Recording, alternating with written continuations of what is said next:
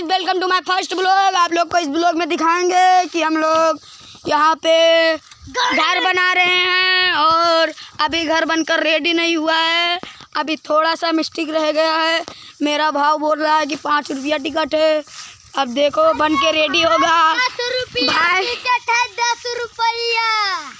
भाव आप क्या बोलना चाहते हो? उल्टा हम बोलना चाहते हैं इस घर के लिए आप 20 लाइक सब्सक्राइब करिए। भाई देख सकते हैं, मेरा दोस्त बोला 20 लाइक सब्सक्राइब कीजिए और मेरा भाव बहुत मेहनत कर रहा है। आप लोग देख सकते हैं इस वीडियो में। भाई मंडप बन के रेडी है, बस इसमें पल्ली लगाना बाकी रह गया है। गाइस अभी दरवाज़ा भी लगाना बाकी है, इसलिए वीडियो में बने रहिए। जब बन जाएगा तब हम आप लोग को दिखाएंगे। इतना सुंदर बनेगा ना अंडरग्राउंड। इसके नीचे से गड्ढा खोद के भी बनाएंगे। इसलिए मिलते हैं अगले वीडियो में। बाय।